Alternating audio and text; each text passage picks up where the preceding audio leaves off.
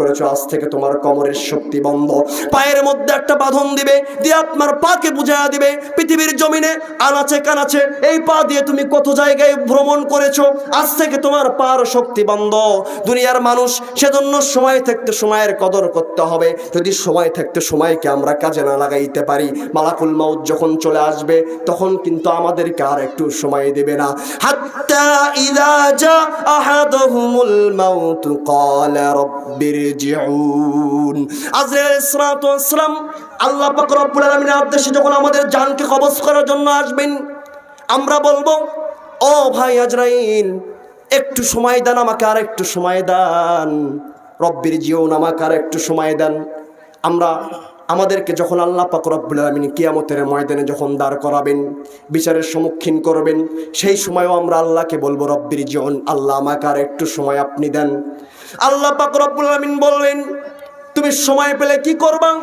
তোমাকে যদি আমি আর একটু সময় দেই, দুনিয়াতে পাঠায়া দিই আরেকবার, তুমি কি করবা?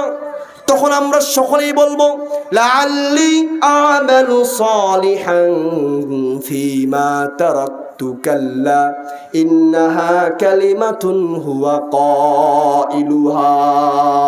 রব্বুল আলামিন, আপনি যদি আরেকবার পৃথিবীর জমিনের মধ্যে আমাদেরকে পাঠায়া দেন, আরেকবার যদি সুযোগ দেন, তাহলে আমরা যে আমলগুলো পৃথিবীর জমিনে করি নাই, যে সময়কে আমরা কাজে লাগাই নাই, যে আমলগুলো আমরা ছেড়ে দিয়েছিলাম, এই আমলগুলো আমরা পূর্ণের ন্যায় আবার করব। আমরা আমল করব, আপনার সঙ্গে গাদ্দারি করব না, নামাজ সঠিকভাবে পড়ব।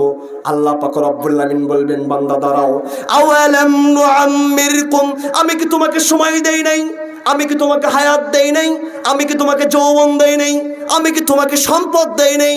তোমাকে আমি সব দিয়েছিলাম, 60 থেকে 70 বছরের হায়াত দিয়েছিলাম, যৌবনের শক্তি দিয়েছিলাম। তুমি সেই সময় তোমার সময়কে তুমি কাজে লাগাইতে পারো নাই। নাফরমান বান্দা, এখন তুমি চুপ করো, তোমাকে আর কোনো সুযোগ দেওয়া হবে না। আল্লাহ পাক রব্বুল আলামিন বলবেন, বান্দা তোমার আর কোনো সুযোগ নাই। ফেরেশতাকে ডাক দিয়ে বলবেন, ফেরেশতা খুযুহু ফাগুল্লুহু সুম্মাল জাহিমা সাল্লু। ও ফেরেশতা, খুযুহু ফাগুল্লুহু সুম্মাল জাহিমা সাল্লু। ফেরেশতা লাগা তার পায়ে শেকলবাড়ি পড়া, তাকে উল্টো করে জাহান্নামের মধ্যে নিক্ষেপ কর। এই নাফরমান দুনিয়ার মধ্যে সময় পেয়েছে, কিন্তু সময়ের গুরুত্ব দেয় নাই, সেজন্য আর কোনো ছাড় নাই, একে ডাইরেক্ট জাহান্নামের মধ্যে ঢুকায়া দে। বলেন না নাউজুবিল্লাহ। কেননা আমি পৃথিবীর জমিনে অনেক ছাড় দিয়েছিলাম। ইন্না বাতশা রাব্বিকা লাশাদীদ ইন্নাহু হুয়া ইউবদিউ ওয়া ইউঈদ। আল্লাহ পাক রব্বুল আলামিন বলেন, আমি ছাড় দেই কিন্তু ছেড়ে দেই না। অনেক ছাড় দিয়েছিলাম, আর ছেড়ে দেব না। সেই জন্য বন্ধু, সময়ের গুরুত্ব বুঝতে হবে।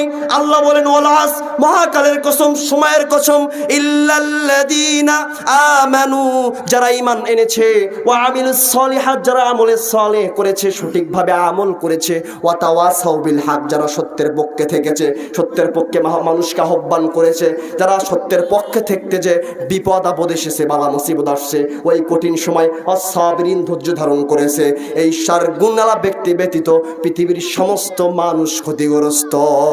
সেজন্য মুসলমান ইমানদার সময়কে কাজে লাগাবো ইনশাআল্লাহ।